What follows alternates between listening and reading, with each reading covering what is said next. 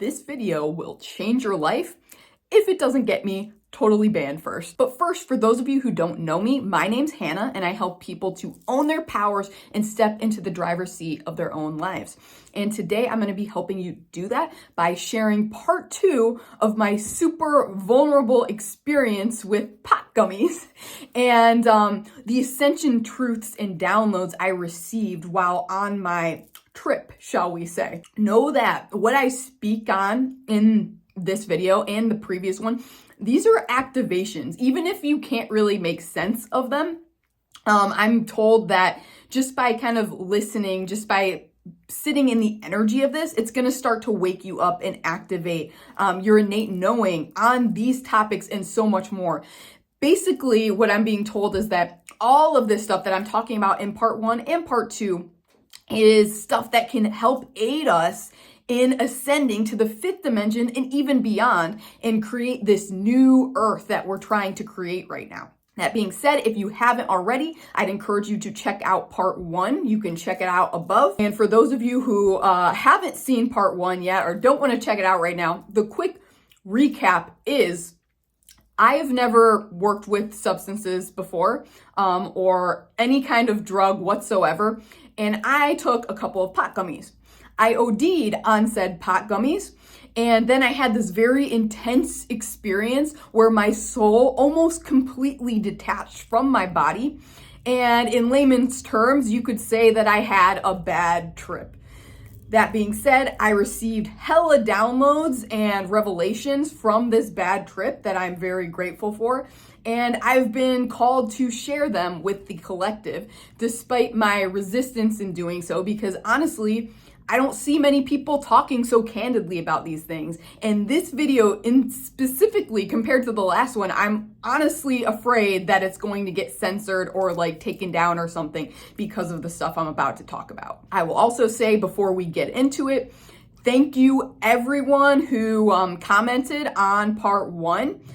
Lots of great insights and experiences that you guys have had, and I really appreciate you guys sharing and getting vulnerable. It was amazing getting to hear about your experiences and even your takes on my experiences. And yeah, I really appreciate that. The NPC topic that I talked about last time was a very confusing topic for many people, it seemed.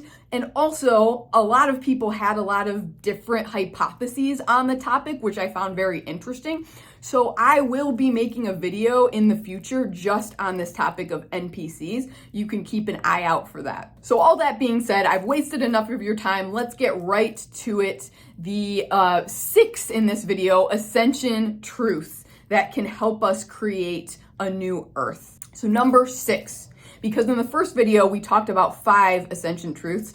Now we're just going to continue right where we left off, going with number 6. And actually, I just added this one in at the last minute based on the feedback I received from part 1. So point number 5 was that drugs aren't necessarily meant for everyone. Like, not everyone is meant to work with plant medicine and substances in this life.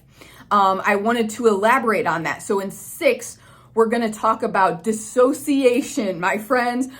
Oh, this is an old frenemy of mine, my dissociation. So just to preface, I have always struggled with disassociation my entire life. Literally, one of my very first memories is of being dissociated. My dad had pulled my arm out of the socket, unintentionally, I'll say, but I had my arm pulled out of the socket at age 2 by my father. And I remember just seeing my body. I was like sitting there on the counter as my parents were trying to get ready to take me to the ER. And I just saw my body. Like, it's like I wasn't even in my body. I was just looking at my body. And there's this 2-year-old little girl, that was me, just sobbing her eyes out in so much fucking pain. And I was like I remember being in the car briefly, being in the emergency room. All in all, it took like 4 or 5 hours of me just being in this excruciating pain. And that is my first memory of dissociation. And honestly, it probably goes even further back than that, because I know when I was an infant, I almost choked to death. And I kind of hypothesize that that might have been my very first experience with dissociation, because as an infant, I was like, oh my God, I'm about to die. So that being said, yeah, my whole life, I have really, literally from the womb, I've been struggling with this whole thing of dissociation, which, if you didn't know, it's when the soul leaves the body.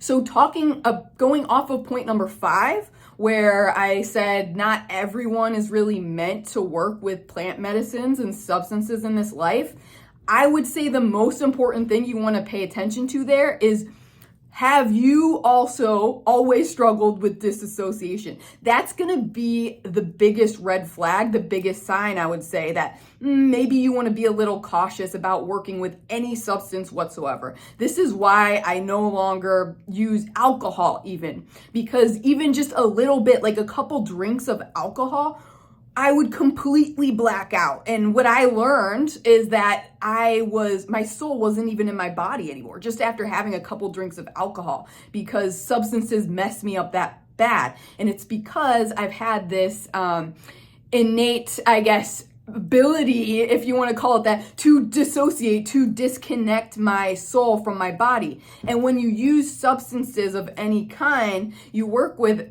plant medicines, you drink alcohol, or you take any sort of drug, what you're doing is you're removing your soul kind of from your body to a lesser degree.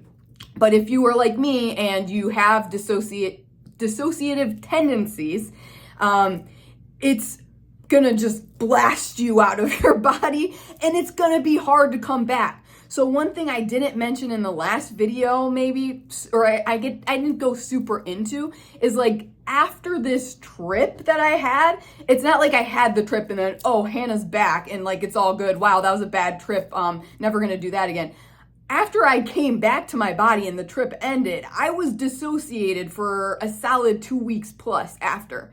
And that's actually short for me. In the past, when I have blacked out from drinking, I can sometimes be dissociated for months on end. And let me tell you, if you're someone that's experienced dissociation, it's not pleasant. It's so hard to kind of do things, to even just do normal activities. It takes like 10 times more focus just to like do normal activities like eating and going to work and stuff like that. It's like you got to give all your focus and your attention, because your soul's detached from your body, and it requires more energy to kind of do the things that would come naturally if your soul was fully here.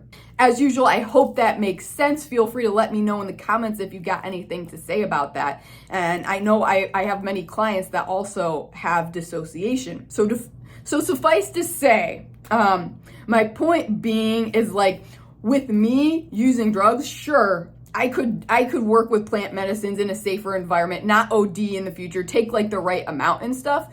But for me, it's like, do I want to put myself in a position where I'm going to be dissociated potentially for months on end and have my everyday life interrupted like that? No, which is why I don't work with substances and I don't do that. And I want to kind of normalize that for others that might be experiencing the same thing. Point number 7, I'm going to have to speak very carefully, choose my words very carefully on this one. This is one of the ones I suspect could get this video taken down. So what I learned when I OD'd on the pot gummies and I was on this trip, and I got all these downloads about using drugs and working with substances, is that dying via OD is actually an awesome way to go. And hold on, like, don't take that and run with it. I want to stress that I'm not telling people to go OD if they're trying to piece out of this reality. Go just take a bunch of drugs. No. In fact, I'm going to caution you, if you try to do that, if your intention is like, I just want to kill myself, I want to leave this life, so I'm just going to take a lot of drugs and hopefully OD my way out of here, it's not going to work for you. I can speak not from personal experience exactly, but from secondhand experience. I've dealt with many in my life that have OD'd and worked with drugs and stuff. most notably my brother, who I lived with while he was in active heroin addiction. He OD'd many, many times. One time he did almost die, and he was hoping to end it all by taking the drugs. That was his hope. Even to this day, he's like angry that he came back. But the download we got about him is like, he wasn't allowed to kill himself. He wasn't allowed to end things. And so he could take as many drugs as he wanted. He could OD as much as he wanted. He wasn't going to be allowed that escape because it wasn't his time. So it's like, if you're going from like this, let's say, escapism sort of attitude where you're like, I just want to get out of this reality, I'm just going to end things, it's not like just a genuine experience. It's not going to happen for you. In fact, my brother, unlike me, with just my one experience of ODing where I had this intense like trip, my brother remembers nothing from the times that he OD'd. It was complete darkness. It was completely black.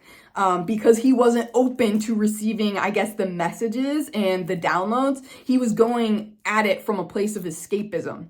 Whereas I, even when I use the pot gummies, I'm like working consciously with the plant medicines. Like, yo, I want to learn something, teach me. So it all comes down to your intention, the intention you put behind using these substances and working with these plant medicines. So that being said, why I wanted to talk about ODing actually being a good way to go is because this brought me a great deal of peace. I've known many that have died via OD, and I just felt awful. Like, to me, it seems so freaking tragic, right? You hear about this all the time, even if you don't know anyone personally. Like, it happens to celebrities all the time. They go via OD, and it seems so tragic. But what I experienced on my trip is like, what seems tragic to the rest of us, like in this reality, that's basically happening to an empty vessel. The soul of that person is somewhere else. And in cases when they are actually transitioning, they're dying via OD, their soul is in a much better place. Their soul is already in a better place, even though their body hasn't decomposed yet, hasn't like fully puttered out. Their soul is already home, and it's back with source, and it's amazing. So the download I got is that dying via OD is kind of like dying in your sleep might be. Because sleep too, when we go to sleep and we dream, it's the same thing happening. Your soul is kind of detaching a little bit from your body. So this, when people OD, when people die in their sleep, it is the same experience. So I just hope that gives some people out there some hope, that if you have a loved one or someone that has died via OD, that it's like they actually probably had a wonderful experience despite what it seemed in the physical 3D reality. And for those of us that remain here, don't go chasing this way out of this reality. I promise it will backfire on you. So the final thing I guess I wanted to say on that topic is like, I experienced this. I'll go more into it later, but I experienced my own death via OD. And people in this reality are like, oh, Hannah, that's funny. You can't die via OD of pot gummies. It's not possible. And I'm like, yeah, it isn't possible to die from pot gummies in this reality. But what happened to me was my soul detached so much from my body, I was no longer in this reality. And I experienced dying via OD from pot gummies. And then I was in this literal hell, this loop, this time loop, for an eternity, for like many eternities.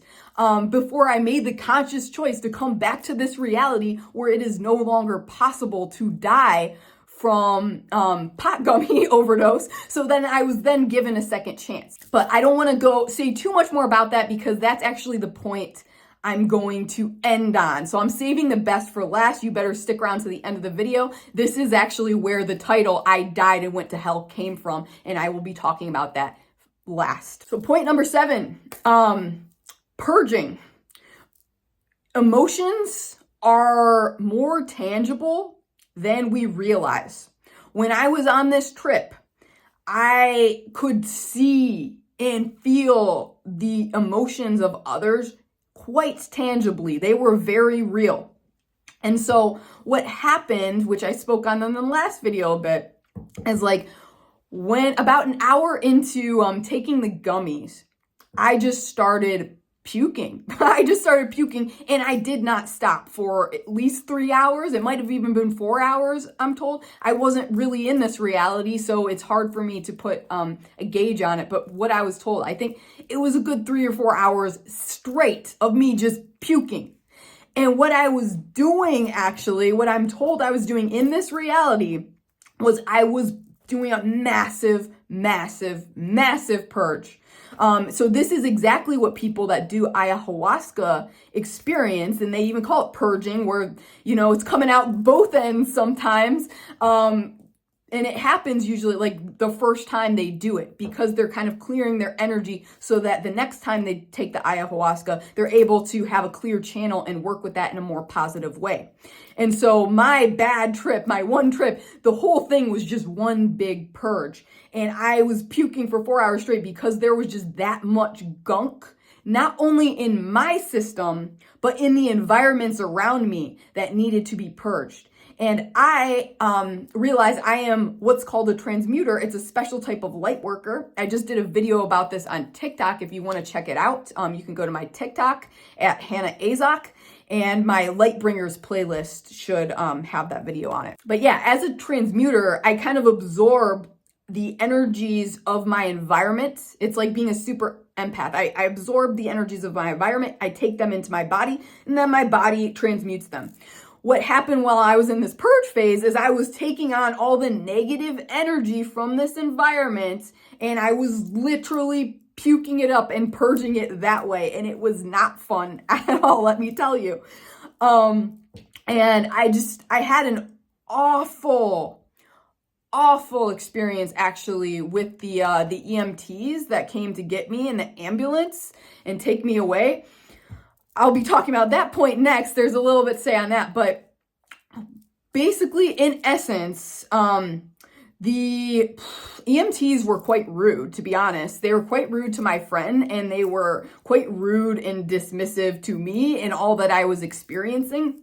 And they would make like rude, snide remarks when I was like in the ambulance, like on the way to the hospital, just puking my guts out. They would kind of make snide remarks about how I'm puking and stuff, and like almost making fun of me and like, oh, stay away from the puke. And what I realized in that moment on the ambulance, I was like, yo, you guys want me to stop puking? Stop shaming me. Stop spreading this bad energy. Because I could literally physically see it, you guys. I could physically see it. When they would say these words, they would speak these words, these snide remarks, it like would get absorbed into my body. It would create these feelings of shame, these vibrations of shame and guilt and just heaviness.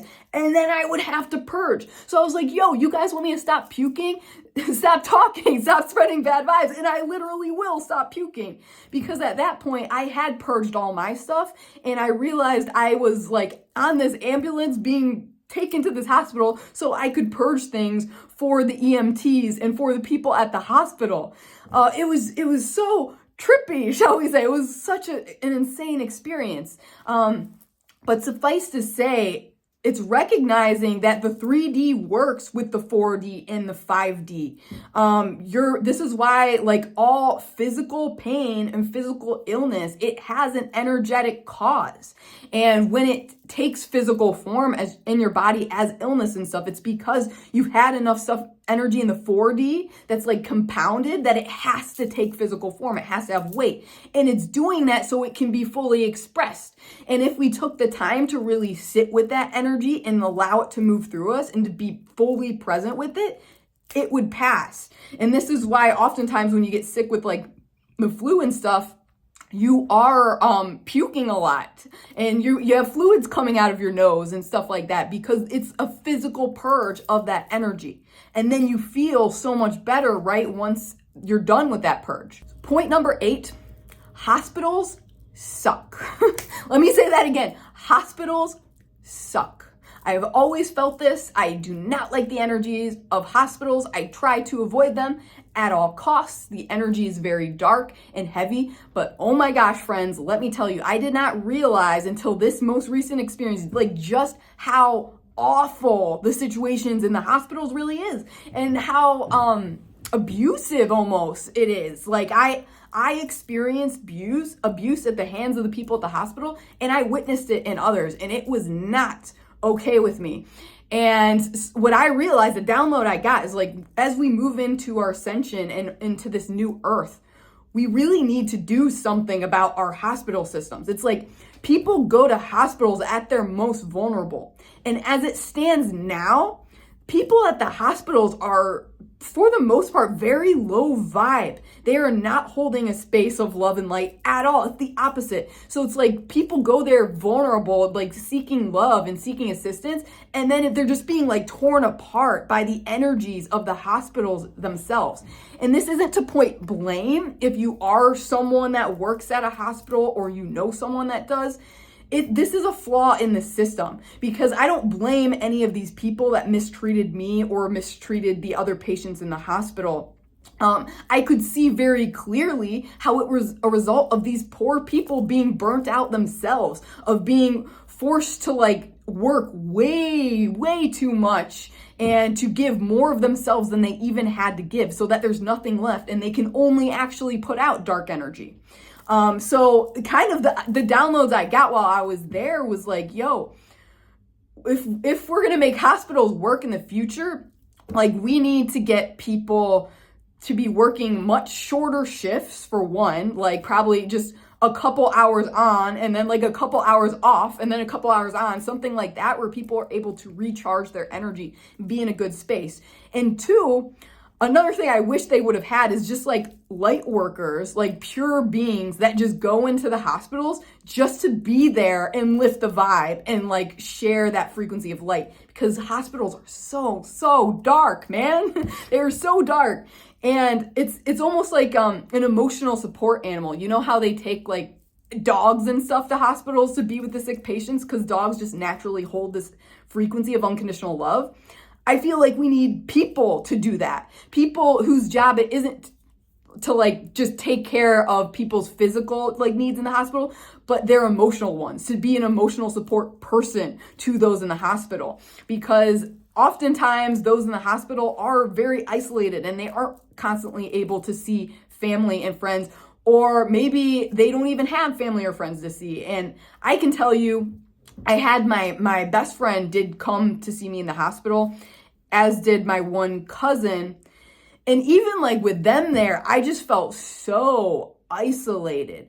Like during this experience, I just felt so disrespected and judged and isolated by everyone. Like all I really wanted, which I was unable to verbalize because I was so dissociated, was like, I just wanted someone to hug me. Like I would have loved to just have a hug, but instead all I got was just dark energy and judgment spewed at me, and it was awful.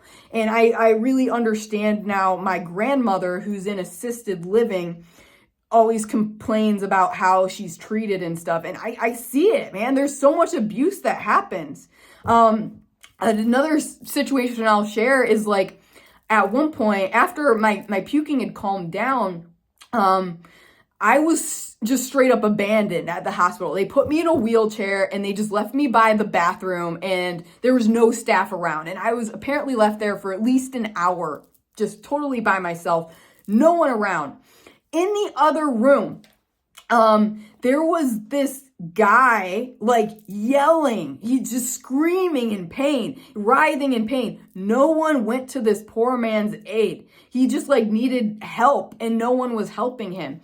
And eventually, I didn't witness this myself because I, again, was so dissociated. I heard it, and then my friend and my cousin told me about it because they were coming in to get me just as this happened. This dude apparently was just so distraught and so feeling so hopeless. He ripped his IVs out, blood splattered everywhere, and then he like ran, he like bolted like down the halls, like something out of a movie. So let that paint a picture of just how bad it is in like hospitals right now. And this is like where we're taking people to get help and to be healed. Like, come on. We have to do something about it. So on that note, number 9, hell is our own creation. Hell is not actually a physical place. It is a state of being and a state of mind. And many, I would say even most of us at this time in the 3D are living in various levels of hell, to be honest. Like I said, what I experienced when I did the gummies was like, my soul was so ejected from my body. At first I experienced being God in this state of like peace, but then I was like brought out of that when the puking began, when the purge stage began. I was brought out of it and I experienced a reality where I literally died. So I would call it a near-death experience, even though by the standards of this reality, it wasn't a near-death experience because my physical body was apparently okay. I experienced dying via OD. I died. And when I died, I went to hell. And for me, that hell was just this infinite little time loop of where I would enter the bathroom where I was just purging my guts out. I would enter the bathroom and then I would just purge my guts out for eternity. I experienced this on loop over and over and over and over and over again for eternities. And I will say this was the only time I actually had an experience with a dragon, believe it or not. Most of this trip, it was bad, it was awful, it was not nice. And even this experience with the dragon was horrific. It was like something out of a horror movie. So one of the times when I like puked my guts out, I puked up a dragon. But it wasn't like a cute little like nice fuzzy dragon. This was like some hell beast. Like this looked like something out of a horror movie. It looked like my organs like had taken the form of a dragon. It was all covered in vomit and stuff. It was the nastiest thing I've ever seen. I still do not know exactly what it means. If you have any interpretations, as always, let me know in the comments. Would love to hear it. But yeah, that was my one experience with the dragon during this trip. I was in hell. I literally puked up this like disgusting looking dragon thing from my innards, and it felt like I like lost my innards when I did it. I don't feel like I had any internal organs anymore. I literally felt like I had puked them up. But this for me was hell.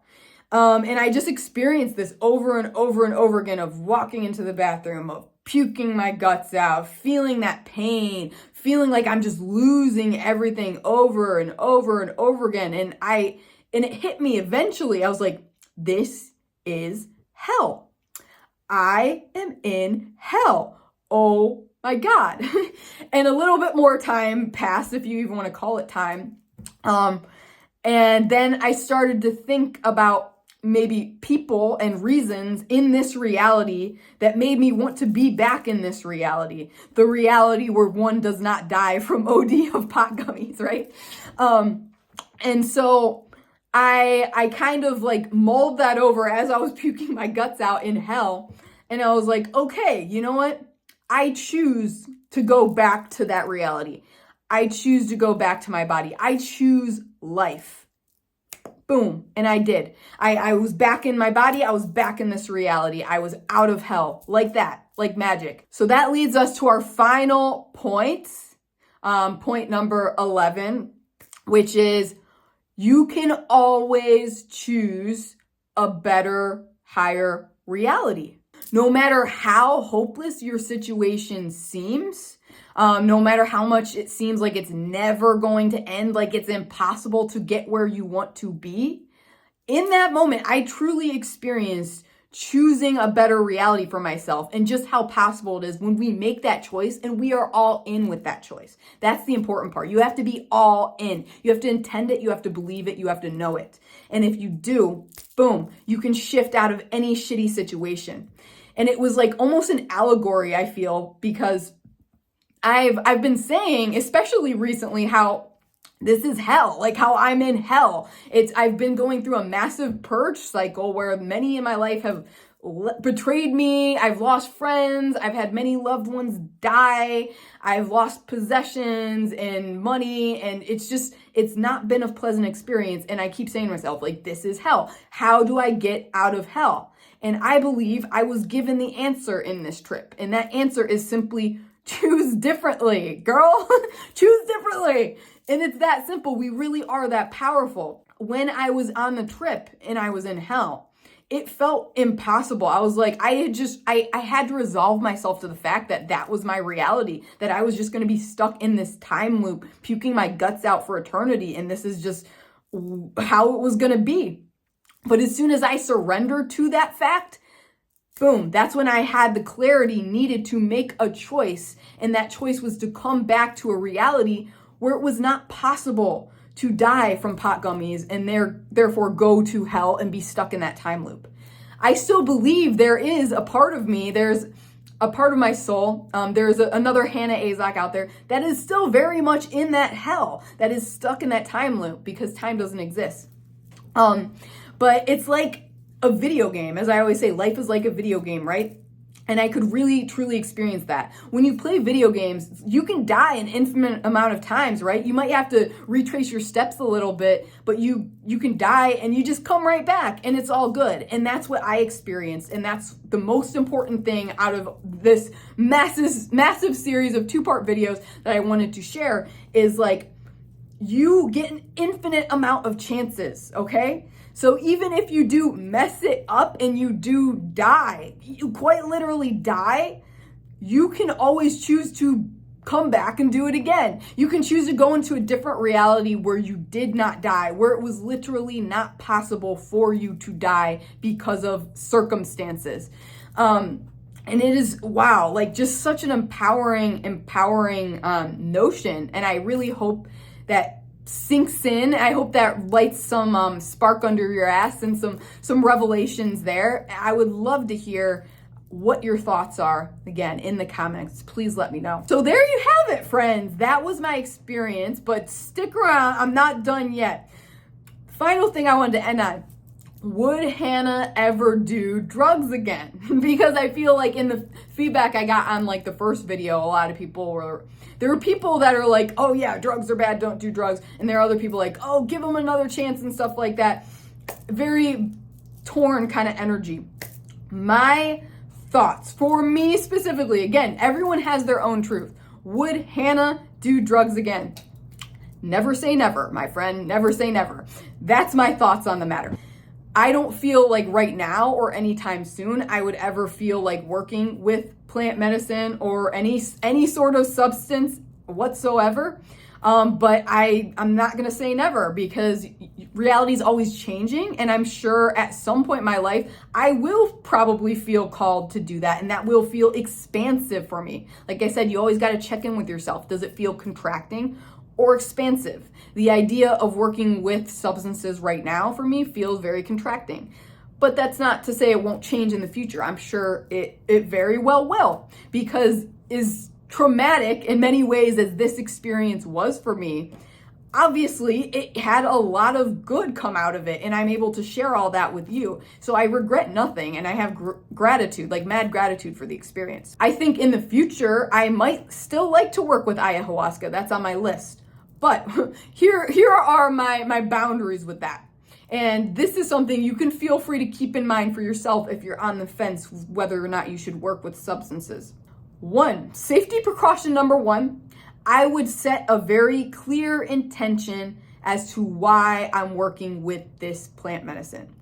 I did set an intention for the pot gummies, but I don't think it was as clear as it could have been. I was just like, yeah, I would like to learn something, I guess. And so the universe is like, all right, we're going to send you to hell then. We're going to give you this massive shadow work experience of just experiencing pure hell for eternity. So get very clear. Otherwise it's going to be like a genie with the wishes, and you never know what you're going to get. 2, I would make sure that I'm in a safe and supportive environment. Very much, I was kind of just in the wild at the beginning of the trip. And then when I was taken in the ambulance to the hospital, I was in the exact fucking opposite of a supportive, loving environment. It was awful. And it just made the trip that much worse being in that dark energy space. So it's like you want to be somewhere high vibe and somewhere safe. Number 3, part of that, I would also make sure there's an experienced practitioner or shaman or mentor figure of some kind that can kind of babysit my body, if you will, while I'm having my trip, and that can even like walk me through the process, perhaps guide me back from this 3D reality. And someone that can make sure I don't run off and get into any crazy shenanigans. 4, unlike this experience where I unintentionally took 4 times the dosage of what I was supposed to take, I wouldn't just take the normal dosage because, again, I have dissociation, I have dissociative tendencies, and I have to be very careful. So for me, I would probably take a small fraction of the normal recommended dosage for whatever substance I'm working with in the future. And 5, as my dissociation buffer, I would make sure I have at least a month where I don't have to work or like be a human in this 3D reality, where if need be, I can just veg out and just like self-reflect and just sit in nature and just be, because it is so challenging if I were to get dissociated for a long period of time to kind of like go throughout my everyday life. So I would potentially work with substances again in the future, but only on very rare occasions when all of me was like, yes, Hannah, this feels expansive, let's do this. And that's, my friends, is our video. I'm curious to hear if you have any safety precautions for people, or any ideas that were sparked as a result of these videos, like topics you'd like me to do videos in the future about, such as the NPC topic.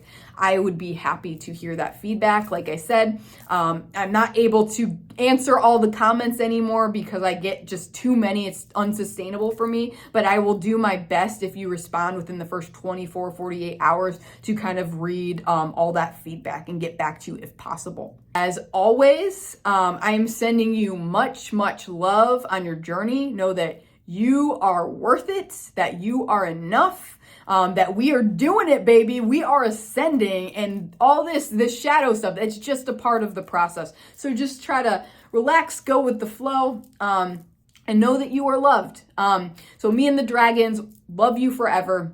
And if you would like to share this message and help us in helping humanity ascend, you can like this video and subscribe and hit that notification bell. Until next time, my friends, stay powerful.